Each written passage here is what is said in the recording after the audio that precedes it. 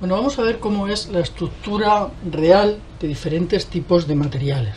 Vamos a hacer una visión muy macroscópica, muy pensando en las aplicaciones, simplemente para enlazar con lo que luego ya será la última parte del curso, donde entraremos a ver las propiedades reales de los materiales.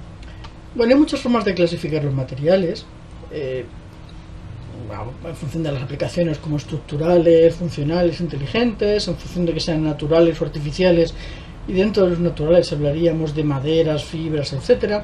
Pero nosotros en este momento, en este punto del curso, nos vamos a fijar en una clasificación que se refiere más bien a las propiedades. Metales, cerámicos, polímeros, materiales compuestos. Actualmente se pone composites para no confundir con lo que es un compuesto químico tal como lo entendemos, y semiconductores. Bueno, muchas cerámicas son superconductoras, muchas son semiconductoras. Hay polímeros que conducen la electricidad, hay aleaciones metálicas que pueden ser amorfas, es decir, la variabilidad de las propiedades es muy alta. Fundamentalmente, las diferencias, lo que van a poder ser diferencias en las propiedades que sí podemos agrupar por tipos de materiales, va a ser lo que se refiere al enlace químico y a la microestructura de cada uno de los materiales. Vamos a empezar por los metales. En el caso de los metales, las principales propiedades de los metales son su buena conductividad térmica y eléctrica, que como sabemos se debe al enlace metálico. Hay una ley más o menos empírica, que es la ley de Wiedemann-Franz, que lo que dice es que la conductividad térmica dividido por la conductividad eléctrica es igual a este término que tenemos aquí, ¿vale? 3k cuadrado t partido por el cuadrado, es decir, que es aproximadamente constante en función de la temperatura, pero a una temperatura determinada sería más o menos constante para todos los materiales. Además son materiales que son muy altamente reflectantes, también se debe a los electrones libres, presentan estructuras muy compactas con altos números de coordinación, y muchos metales puros presentan una gran variedad de formas alotrópicas. Pueden presentar estructura FCC, BCC, HCP, es decir, son estructuras muy compactas en las que la alotropía es bastante frecuente. Además sabemos que son materiales dúctiles y maleables y que tienen una gran facilidad para formar aleaciones. Algunos ejemplos: bueno, pues, el calcio, estroncio, cadmio. Podemos recorrer toda la tabla periódica y tenemos aquí la fase que es estable a alta temperatura, a temperatura ambiente, y la fase que es estable a alta temperatura. Y aquí tenemos la temperatura a la que se produce la transición. En algunos casos, efectivamente, esa alta temperatura es muy alta temperatura. En otros casos, bueno, pues el cobalto, por ejemplo, pasa de hexagonal a FCC a una temperatura en torno de los 400 grados. El calcio lo mismo, ¿vale? Hablábamos de las aleaciones. Hay básicamente dos tipos de aleaciones, que son las aleaciones intersticiales y las aleaciones sustitucionales. En el caso de las aleaciones intersticiales, como su nombre indica, el elemento aleante, los elementos aleantes son siempre los que están en una menor proporción, el elemento aleante se sitúa en posiciones intersticiales. Las posiciones intersticiales pueden ser bien los sitios tetraédricos o los sitios octaédricos, fundamentalmente, porque donde más se producen hay pocos metales que tengan una estructura cúbica simple, y hay pocos metales, por tanto, que admitan sitios tetraédricos cúbicos, pero bueno, podría darse el caso. Aquí tenemos pintados los sitios octaédricos y los sitios tetraédricos para los tres tipos de estructuras que más se dan más frecuentes en los metales. Tenemos también aleaciones sustitucionales. En el caso de las aleaciones sustitucionales no hay intersticiales, sino que un elemento de la red es sustituido por el elemento aleante, ¿no? ¿Qué tiene que darse para que esto pueda funcionar? Pues la estructura cristalina tiene que ser similar en los dos elementos. Los tamaños atómicos tienen que ser también similares, no pueden diferir en más del 10-15%. Sus electronegatividades deben ser similares y sus elementos tienen que tener la misma valencia. Es decir, lo que tiene que ocurrir es que cuando yo sustituya un átomo por otro, el cristal no se dé cuenta, básicamente. Aquí tenemos una aleación desordenada de cobre-oro. Pero cuando tenemos este tipo de aleaciones, se puede dar también el caso de que aparezca un cierto grado de orden. Entonces aquí tenemos estructuras ordenadas. Por ejemplo, en este caso que estamos viendo aquí, el cobre-oro, pues las tres formas de tener la estructura ordenada son la cobre-oro 1, cobre-oro 2, cobre-3 oro. En este caso tenemos los centros de las caras de estas caras están ocupados por oros, y los vértices y los centros de las bases están ocupados por cobres. Aquí tenemos justo la contraria. este caso el elemento mayoritario aquí sería el oro, por tanto. Y aquí tenemos solo los vértices están ocupados por oro y todos los centros de todas las caras están ocupados por cobre.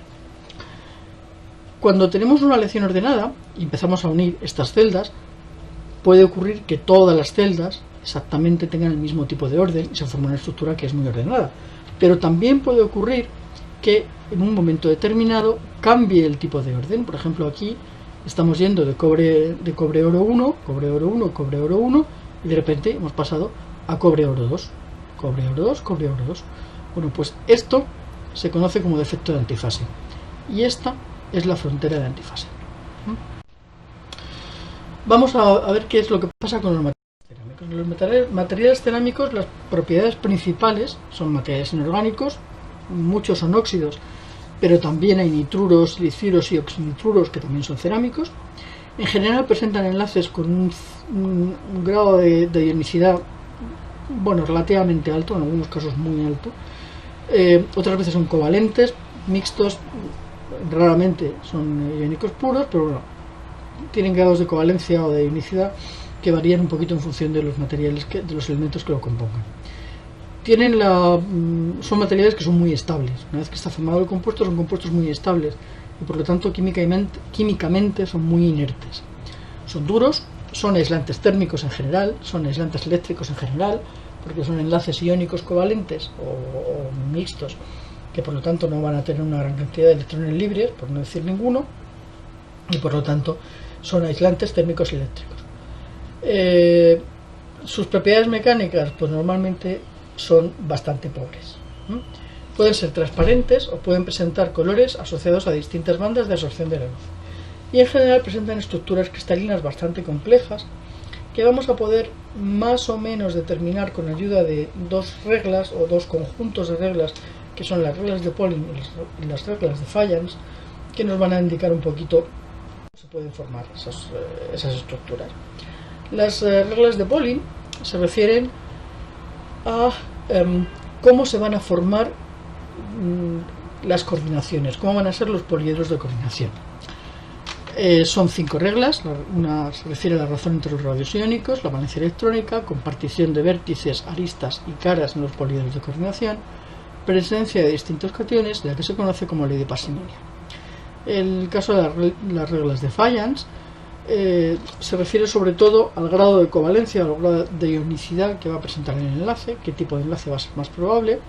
Y entonces hay 3 reglas, que son una se refiere al poder polarizante del catión, la segunda a la polarizabilidad del anión, la tercera a la existencia de capas parcialmente llenas. Importante, todas estas reglas son semiempíricas, es decir, como siempre, funcionan como tendencias, como cualquier regla semiempírica, pero no se pueden tomar al pie de la letra porque no hay un modelo real. Vamos con las reglas de Fayence. Decíamos que eran 3. Primera, el poder polarizante del anión, es decir, la capacidad para deformar la nube electrónica del anión, que dice es que a mayor poder polarizante, mayor porcentaje de covalencia del enlace. Y además, el carácter polarizante del catión aumenta al hacerlo su razón carga-radio. Respecto a la polarizabilidad del anión, lo que dice la regla de Fayence, polarizabilidad del anión es equivalente a hablar de la deformabilidad de la nube electrónica en el anión. Dice que la mayor polarizabilidad corresponde a un mayor porcentaje de covalencia en el enlace y que la polarizabilidad del anión aumenta al hacerlo su radio y su carga. Y finalmente la polarización del enlace, que es hablar del enlace covalente directamente, es decir, qué porcentaje de covalencia presenta el enlace, es mayor cuando la configuración electrónica del catión es la de gas noble, como ocurre en metales de transición y tierras raras, elementos que tienen capas D y F a medio llenar. Por ejemplo, el cloruro sódico tiene un catión, que es el sódico más, tenemos aquí la carga y un radio iónico de 1 Armstrong, que es grande para un catión, por lo tanto va a ser poco polarizante. El anión, que es cloro, tiene una carga -E, tiene un radio iónico de 2 Armstrongs, que es pequeño para un anión, es decir, va a ser poco polarizable. Conclusión, vamos a tener un enlace iónico. Vamos al ioduro de aluminio. El catión, aluminio +3, tiene un radio iónico de 0,5, que es muy pequeño para ser un catión. Por lo tanto va a ser muy polarizante. Es un catión que ha perdido 3 electrones, por lo tanto efectivamente su radio se va a reducir mucho. El anión, el yodo, es 2,2 Armstrong, que es muy grande para un anión y por lo tanto va a ser muy polarizable. Conclusión, vamos a tener un enlace covalente. Bueno, las tendencias, si recordamos las tendencias que habíamos observado en la tabla periódica, sabemos que los cationes son tanto menores cuanto mayor sea su carga, que los aniones son tanto mayores cuanto mayor sea su carga, y que a igualdad de carga los cationes son más pequeños que los aniones. Entonces vamos con las reglas de Pauling. Hablábamos de la razón entre los radios iónicos. Cada catión va a estar rodeado por un número determinado de aniones, formando un poliedro, que es lo que se conoce como el poliedro de coordinación. La distancia anión-catión obviamente viene determinada por la suma de los dos radios iónicos. Y entonces, ¿qué es lo que va a ocurrir? Que el número de coordinación, es decir, la forma del poliedro, van a venir determinados por la razón entre los radios iónicos. Algo parecido a lo que nos ocurría cuando hablábamos de los sitios intersticiales. La relación de radios mínima va a ser la que permita el contacto del catión con todos los aniones que marque su número de coordinación. Aquí estaríamos en la posición crítica. Esta configuración también sería estable, pero esto es lo menos no vamos a poder tener. ¿De acuerdo? En este caso tenemos un ejemplo de coordinación octaédrica, faltarían los de los dos, aquí tenemos 4, pero tenemos los dos que están fuera de los planos. Y esto es lo más pequeño que puede ser el catión para seguir manteniendo el contacto con los 4 aniones. Y si lo hacemos más pequeño y tenemos una configuración como esta, pues eso no es estable. Es inestable, entonces significa que la estructura se va a estabilizar con un menor número de coordinación. Por ejemplo, en este caso iríamos a una coordinación triangular en vez de tetraédrica. El catión y cualquiera de los aniones forman ahora un triángulo rectángulo. Pues hacemos esta fácil cuenta, que es el teorema de Pitágoras, ¿vale? Y resulta que el cociente de radios es 0,414. Esto ya nos ha aparecido alguna vez más en este curso. Bueno, pues entonces tenemos aquí los cocientes de los radios atómicos, de los radios iónicos, para los diferentes números de coordinación, desde 3 hasta 12, y vemos cuáles son los poliedros de coordinación, desde el triángulo, que sería el más fácil, este que tenemos aquí, hasta cosas antiprisma cuadrado o anticubo. Sugiero que busquéis imágenes de qué es un anticubo, porque me siento incapaz de pintarlo. El prisma triangular triaumentado, lo mismo. Y bueno, pues los octaedros, el octaedro capsulado es como un octaedro pero que tiene unas capuchitas. Bueno, hay algunas figuras geométricas que son esas. Bueno, ¿en qué se traduce esto en la realidad? Vamos a ir a ver algunos elementos. Por ejemplo, el cloruro sódico. El cloruro sódico, la relación de radios es 0,55, por tanto superior a la crítica para una configuración octaédrica. Es decir, que es más estable incluso que si fuera 0,4, claro, porque permite una mayor separación entre los aniones, pero siguen estando todos en contacto, ¿no? Así que se minimiza la energía de repulsión, pero siguen estando todos en contacto. Si la relación de radios sigue aumentando, llega un momento que cuando estamos típicamente por encima de 0,74 o 0,73, la configuración tetraédrica pierde mucha estabilidad en favor de la configuración cúbica. Y entonces nos vamos a una estructura como esta, en la que tenemos una configuración cúbica. Por ejemplo, el cloruro de cesio, en el que la relación de radios es 0,93 y la configuración. La segunda regla de Pauling se refiere a la valencia electrostática. La carga electrostática de cada anión debe compensar las fuerzas de los enlaces electrostáticos que los unen a los cationes. Lógicamente, si no, la estructura no va a ser estable. Y va a ser más estable cuanto mejor sea esa compensación. Pauling define una cosa que es la fuerza electrostática, S, como Z partido por U, siendo Z la carga del catión y Nu el número de coordinación. Una estructura que sea estable debe preservar la electroneutralidad y por tanto, si la carga del anión es Q, se debe cumplir esta relación, ¿vale? Todas las fuerzas electrostáticas tienen que ser igual a la suma de las cargas, la carga del anión, con un índice que va a recorrer todos los cationes adyacentes a un anión dado. Tenemos aquí los ejemplos. Si todos los cationes son iguales, el número de coordinación con los aniones será Q partido por S. Si no son iguales, pues ya no es tan fácil. Bueno, la regla sigue siendo útil, pero hay que hacer alguna cuenta más para saber poner los números de coordinación. La tercera regla de Pauling se refiere a la compartición de vértices, aristas y caras de los poliedros. Aquí tenemos poliedros que están compartiendo vértices, aquí tenemos poliedros que están compartiendo aristas y aquí tenemos poliedros que están compartiendo caras. La estabilidad de la estructura disminuye a medida que los poliedros comparten un mayor número de vértices, de aristas y de caras. En el caso de los vértices, la estructura no se desestabiliza mucho porque podemos seguir manteniendo una distancia relativamente grande entre los cationes, entonces no hay mucha repulsión.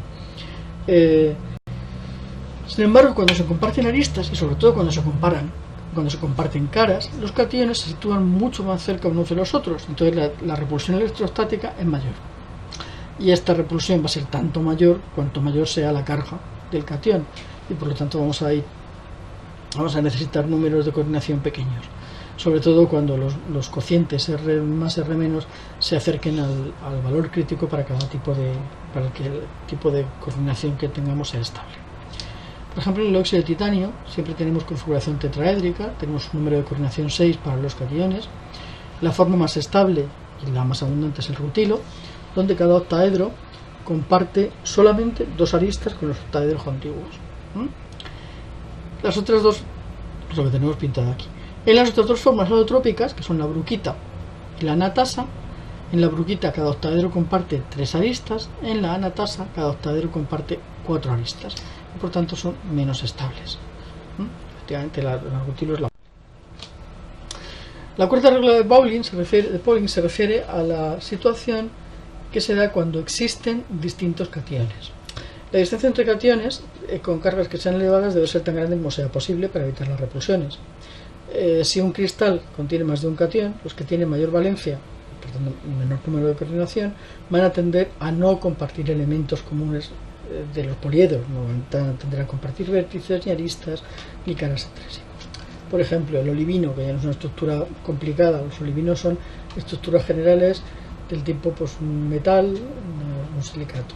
Un silicato de un metal. Por ejemplo, el olivino más frecuente, o sea, el olivino es el magnesio con una porción de átomos que están sustituidos de átomos de magnesio que están sustituidos por átomos de hierro. El silicio tiene la mayor valencia. Por lo tanto, forma poliedros que no comparten ningún oxígeno en los vértices, en las aristas o en las caras, mientras que los cationes magnesio y hierro, que tienen menor valencia, sí que se van a rodear de aniones que comparten elementos entre sí. Es lo que vemos aquí con estos tetraedros. ¿Vale? Aquí tenemos el oxígeno y aquí tenemos los metales M1 o M2. ¿Vale? La quinta regla de Pauling. Hagamos las cosas fáciles. La regla de la parsimonia.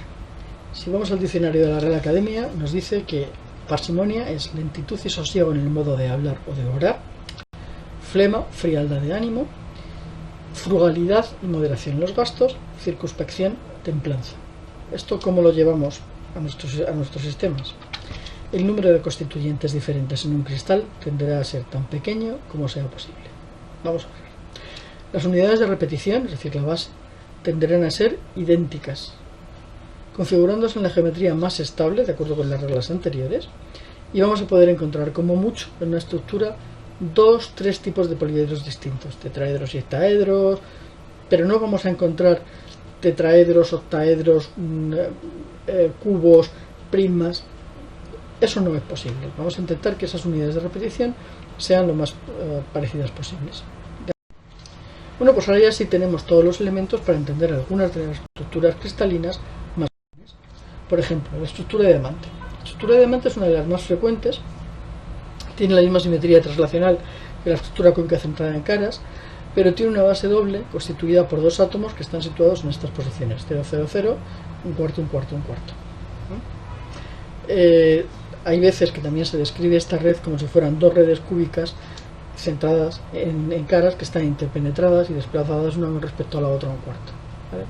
La configuración tetraédrica es clave en los compuestos covalentes que tienen una hibridación SP3, que lo veíamos cuando hablábamos del enlace, y aquí tenemos el enlace característico, la configuración de enlaces características cuando se ha producido esa configuración, esa hibridación SP3. Hay otra estructura muy frecuente que es la estructura esfalerita. Es una estructura análoga a la estructura de diamante. Se conoce como cinblenda o esfalerita, también como cinblenda. Y en esta estructura la base está constituida por dos átomos distintos. En lugar de como en el diamante, que son dos átomos de carbono, pues aquí van a ser un zinc y un sulfuro, en el caso más característico de todos. Hay otros elementos que cristalizan en esta estructura, tenemos aquí una relación, y algunos de ellos cristalizan en esta estructura y pueden también presentar otra estructura hexagonal, una estructura Wurtzite. Vemos aquí cómo están dispuestos los átomos y hemos marcado uno de los poliedros de coordinación.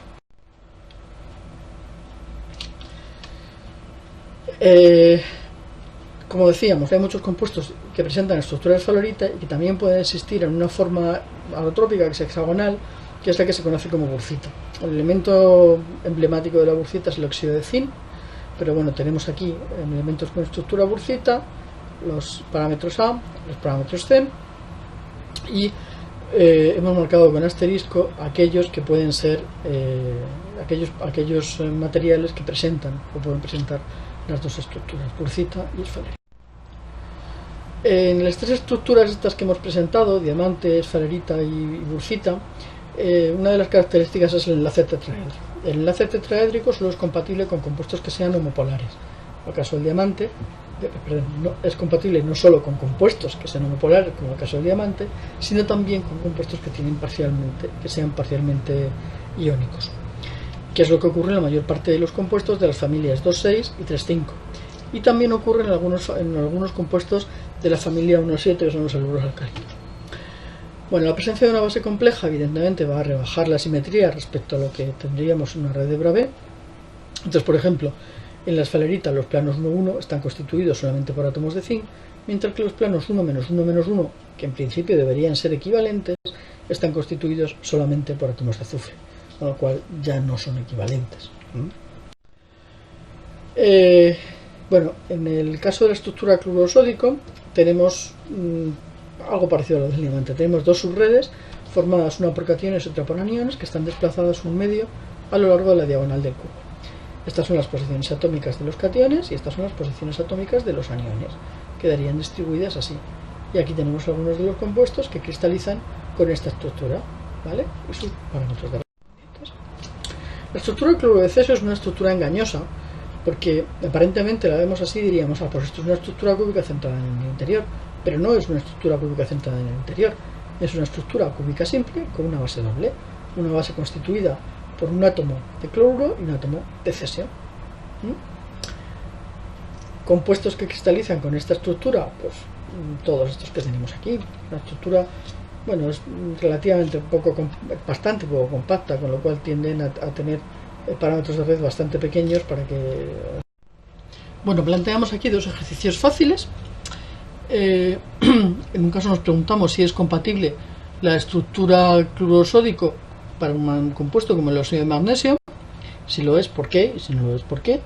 Y tenemos como datos pues los radios iónicos, tanto del magnesio como del oxígeno, y en caso de que la respuesta sea afirmativa, vamos además a calcular la densidad teórica del compuesto, sabiendo que los pesos moleculares son estos que tenemos aquí. El otro ejercicio que dejamos es calcular la densidad teórica del arsenuro de galio, sabiendo que tiene una estructura tipo esfalerita con un parámetro de red de 5,65 y sabiendo los pesos moleculares del galio y del también alguna estructura que sea un poquito más compleja. Vamos a ver estructuras como estas, que son estructuras centradas cúbicas centradas en el interior, pero en las que tenemos una base que es muy compleja. Por ejemplo, fluoruro de silicio. Bueno, pues en cada punto de la red tenemos que tener la molécula completa. Claro, son muchos átomos, pero es una red cúbica centrada en el interior. Tenemos los puntos aquí, tendríamos los correspondientes en los otros vértices que no he pintado. O más complejo todavía, esa estructura que es un aluminiuro de un metal, como puede ser el molibdeno o el wolframio. Son 12 átomos de aluminio los que tenemos que acomodar alrededor de cada átomo. Tenemos que acomodar alrededor de cada átomo de wolframio o de molibdeno 12 átomos de aluminio. Y tenemos estructuras que son muy complejas. Sigue siendo una estructura cúbica centrada en el interior. Otra estructura que es también muy curiosa es la cuprita. En la cuprita cada oxígeno presenta una coordinación tetraédrica que tiene un eje de simetría de orden 3 alrededor de la diagonal del cubo. Esto ya nos ocurría en la estructura del fluoruro de silicio. Y esto es lo mínimo que necesitamos para poder tener una estructura cúbica. Si no tuviéramos este requerimiento, ya no sería posible la estructura cúbica. Una estructura que también es muy famosa son las perovskitas. Las perovskitas son los compuestos del tipo AbO3, un metal, otro metal y oxígeno 3. Las más típicas: titanato de calcio, titanato de bario, titanato de plomo, titanato de potasio. Son las más típicas. El titanato de calcio presenta una estructura cúbica a todas las temperaturas. Los otros tres que mencionamos aquí se acercan a una estructura tetragonal cuando son enfriados por debajo de la temperatura de transición, ojo, de transición a un estado ferroeléctrico. Es decir, empezamos a ver una relación entre propiedades eléctricas del material y estructura cristalina del material. Luego está un grupo muy importante que son todos los cerámicos con base silicato, que están formados por silicio y oxígeno, evidentemente, y que se pueden combinar de diferentes maneras. La forma más simple es la combinación de tetraedros, en las que tenemos el silicio en el centro y los 4 oxígenos alrededor, y da este tipo de red, y son la base de todos los silicatos, de tanto minerales como de todos los vidrios de silicio. Cosa que tienen, que presentan muchísimas variaciones eléctricas. Por ejemplo, estas son las del cuarzo: cuarzo alfa, cuarzo beta, tridimita concretamente, cristobalita beta. Es decir, tenemos en todas cuarzo alfa, cuarzo beta, trigonal hexagonal. Tenemos la fase tridimita alfa y beta, monoclínico y hexagonal. O tenemos la fase cristobalita, tetragonal y cúbico según aumentamos la temperatura. Es decir, que para un mismo compuesto, un mismo cuarzo, tenemos simplemente aquí 6 estructuras cristalinas distintas, 6 alótropos distintos. Tenemos el diagrama de fase correspondiente. La estructura cristalina de los silicatos además es muy compleja porque los silicatos, los poliedros, el enlace de los tetraedros se pueden combinar de diferentes maneras. Por ejemplo, la forma más simple es como un tetraedro simple, por ejemplo el olivino, pero también se pueden formar tetraedros y luego esos tetraedros irse uniendo por uno de los vértices y forman ciclos silicatos, como por ejemplo el berilo, la piedra semipreciosa. También pueden unirse por los vértices, pero de tal manera que formen una cadena. Aquí tenemos los piroxenos, seguro que habéis oído hablar de minerales de este estilo. Podrían incluso formar cadenas dobles, estos son los anfíboles, y podrían formar estructuras laminares, como por ejemplo la kaolinita. Y eso va a dar propiedades muy diferentes a los minerales. En un caso van a ser pues más permeables, menos permeables, más maleables, menos maleables, las arcillas, todo de nada, formando lo que se conoce como un vidrio de cuarzo no cristalino.